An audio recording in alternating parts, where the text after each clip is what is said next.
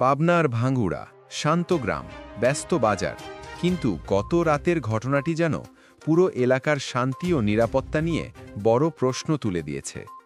বুধবার গভীর রাত, ঠিক রাত 2টার দিকে অষ্টমনীষা বাজারে ঘটে ভয়াবহ এক ডাকাতি।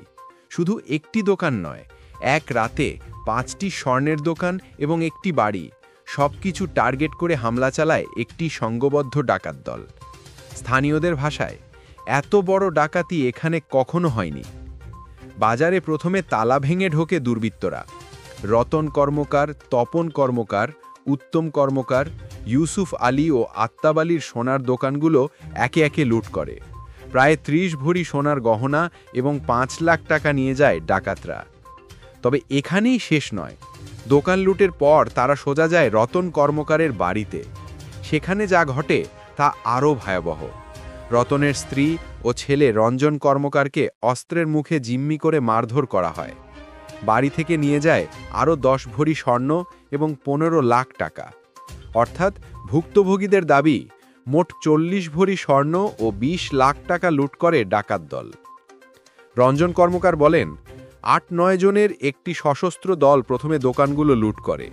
তারপর তারা বাড়িতে ঢুকে আগ্নেয়াস্ত্র ও ধারালো অস্ত্র দেখিয়ে সবাইকে চুপ করিয়ে দেয়।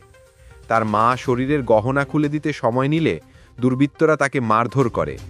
রঞ্জন বাধা দিতে গেলেও তাকেও নির্মমভাবে পিটিয়ে আহত করা হয়। স্থানীয়দের দাবি, এই পুরো ঘটনাটি পরিকল্পিত ছিল। কারণ ডাকাত দল একটি স্পিড বোটে করে আসে আর ডাকাতি শেষ করে সেই একই নৌযানে গোমানী নদীর ভাটির দিকে পালিয়ে যায়। অত্যন্ত দ্রুত পেশাদারদের মতো করে পুরো অপারেশনটি সম্পন্ন করে। ভাঙ্গুড়া থানার ওসি মোহাম্মদ শফিকুল ইসলাম জানান, ঘটনার খবর পেয়েই পুলিশ ঘটনাস্থলে পৌঁছে তদন্ত শুরু করেছে। তবে কারা এই ভয়াবহ ডাকাতির সঙ্গে জড়িত এখনও জানা যায়নি।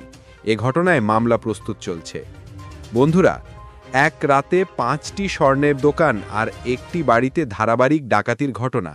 আপনারা কি মনে করেন, এ ধরনের সংগঠিত ডাকাত দল কি আগে থেকেই এলাকার নিরাপত্তা পরিস্থিতি যাচাই করে নেমেছে? আপনার মতামত কমেন্টে লিখে জানান।